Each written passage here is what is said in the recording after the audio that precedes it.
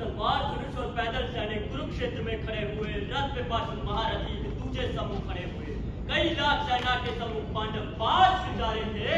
एक तरफ थे योद्धा सब और एक तरफ समय के मारे थे कि महासमर की प्रतीक्षा में सारे ताक रहे थे जी। और बात के रथ को स्वयं केशव हाँक रहे थे कि रणभूमि के सभी नजारे देखने में कुछ खास लगे। माधव ने अर्जुन को देखा, अर्जुन उन्हें उदास लगे कि कुरुक्षेत्र का महासमर एक पल में तभी सजा डाला। 5 चंद ने उठा, कृष्ण ने मुख से लगा बजा डाला। हुआ शंखनाद, जैसे ही सबका गर्दन शुरू हुआ, रक्त बिखरना हुआ शुरू और सबका मंथन शुरू हुआ कि कहा कृष्ण ने उठ पार, कि कहा कृष्ण ने उठ पार और एक आंख को मीच जरा, कांटे पर रख बाणों को और प्रत्यंचा को खींच जरा और आज दिखा दे योद्धा की दासी यहाँ, कोई नहीं अर्जुन के जैसा वीर यहाँ। सुनी बात माधव की तो अर्जुन का चेहरा उतर गया। एक धनुर्धारी की विद्या मानो चूहा उतर गया कि बोले बात सुनो कान्हा, ये जितने सम्मुख खड़े हुए हैं हम तो सारे भाई इन्हीं से सीख सीख कर बड़े हुए हैं। उधर खड़े बाबा भीष्म ने मुझको गोद खिलाया है, गुरु द्रोण ने धनुष बाण का सारा ज्ञान सिखाया है कि सभी भाई पर प्यार लुटाया उनकी माँ हमारी ने, कमी कोई नहीं छोड़ी थी बहू माता गांधारी ने। कि ये जितने गुरुजन खड़े हुए हैं सभी पूजने लायक है, माना दुर्योधन दुशासन थोड़े से नालायक है। और मैं अपराध क्षमा करता हूँ, कि मैं अपराध क्षमा करता हूँ। बेशक हम ही छोटे हैं, ये जैसे भी है माधव सब दाऊ के बेटे हैं। छोटे से भूभाग की खातिर हिंसक नहीं बनूंगा मैं, कि छोटे से भूभाग की खातिर हिंसक नहीं बनूंगा मैं। और स्वर्ण ताकर अपने कुल का विध्वंसक नहीं बनूंगा मैं। कि खून सने हाथों को होता राजभोग अधिकार नहीं, और परिवार मार कर गद्दी मिले तो सिंहासन स्वीकार नहीं। कि परिवार मार कर गद्दी मिले तो सिंहासन स्वीकार नहीं। कि रथ पर बैठ गया अर्जुन और मुंह माधव से मोड़ दिया, आंखों में आंसू भरकर गांडीव हाथ से छोड़ दिया। कि जब गांडीव हाथ से छूटा था तब माधव भी कुछ उड़ाए थे। शिष्य बात पर गर्व हुआ और मन ही मन मुस्काए थे। मन में सोच लिया अर्जुन की बुद्धि ना सकने दूंगा, समर भूमि में बात को कमजोर नहीं पड़ने दूंगा। फिर धर्म बचाने की खातिर एक नव अभियान शुरू हुआ और उसके बाद जगत गुरु का गीता ज्ञान शुरू हुआ। कि बात मुझे पहले बतलाते, मैं संवाद नहीं करता, तुम सारे भाइयों की खातिर मैं कोई बात नहीं करता। पांचाली के तट पर लिपटी साड़ी खींच रहे थे वो, दोषी वो भी उतने ही है जबड़ा खींच रहे थे जो।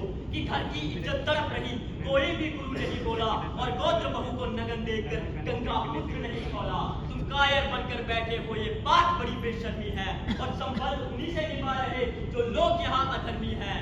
कि हे पांडु के पुत्र, धर्म का कैसा कर्ज उतारा है, शोले होने थे आंखों में लेकिन फिर भी बहती जलधारा है। हे माधव बतलाओ, उन्नाशक कैसे बन जाऊं, रक्षक शासन लाशों पर मैं शासक कैसे बन जाऊं। कैसे उठेंगे कर उन पर जो कर पर अदर लगाते हैं, करने को जिनका स्वागत ये कर भी स्वयं जुड़ जाते हैं। कि बालकाल में इन्हीं करों ने सबके पैर दबाए हैं, इन्हीं करों को पकड़ कर पिता मैं मुस्काए हैं। अपने बाणों की नोक जो इनकी ओर करूंगा मैं, केशव मुझको मृत्यु दे दो इससे पूर्व मनूंगा मैं। कि बात बहुत भावुक थी लेकिन जगत गुरु मुस्काते हैं और ज्ञान की गंगा निरंतर चक्रधारी बरसाते हैं। कि जन्म मरण की यहाँ योद्धा बिल्कुल चाह नहीं करते, क्या होगा परिणाम युद्ध का ये परवाह नहीं करते। कि तुम बस कर्म पर ध्यान लगाओ, क्या होगा परिणाम युद्ध का ये मन अनुमान लगाओ। ये जीवन दीपक की भांति यूं ही जलता रहता है, पवन वेग से बुझ जाता है वरना चलता रहता है। कि मानव पक्ष में शेष नहीं कुछ, फिर भी मानव डरता है, वह मरकर भी अमर हुआ जो धर्म की खातिर मरता है। कि सत्ता ना सत्ता सुख से होता है, ना सम्मानों से होता है।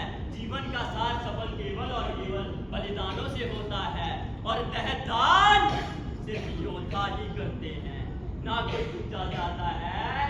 और रणभूमि में वीर मरे तो उसका शव भी पूजा जाता है। कि मान और सम्मान बताओ, जीवन मृत्यु क्या है माधव, रण में जीवन दान बताओ। काम क्रोध की बात कही तो मुझको उत्तम काम बताओ, और खुद को ईश्वर कहते हो तो जल्दी अपना नाम बताओ। इतना सुनते ही माधव का धीरज पूरा टोल गया, 3 लोग का स्वामी फिर बेहद गुस्से में बोल गया। कि कान खोलकर सुन बात, मैं ही त्रेता का राम।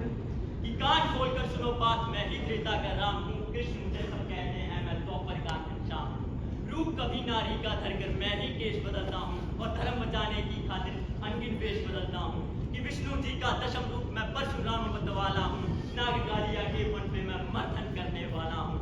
बाकासुर और महिषासुर को मैंने जिंदा काट दिया और धर्म बचाने की खातिर हिरण्य कश्यप फाड़ दिया। इतना कहते ही माधव का सर थोड़ा सा बड़ा हुआ, सहमा सहमा सा था, अर्जुन उठकर रथ पर खड़ा हुआ। माँ गीता का सीधे हृदय पर प्रहार हुआ और मृत्यु के आलिंगन हेतु फिर अर्जुन तैयार हुआ कि जितने यहाँ अधर्मी हैं सबको चुन चुन के सजा दूंगा, इतना रक्त बहाऊंगा, धरती की प्यास बुझा दूंगा कि जिधर गिरे बाण बाग के सब पीछे हट जाते थे, कोने कोने लाशों के पर गिर जाते थे। कि धर्मराज के शीश के ऊपर राज मुकुट की छाया थी, कि धर्मराज के शीश के ऊपर राज मुकुट की छाया थी, लेकिन सब जानते हैं ये बस केशव की माया थी। तो हाथ उठाकर बोलो सब, चक्रधारी भगवान की जय।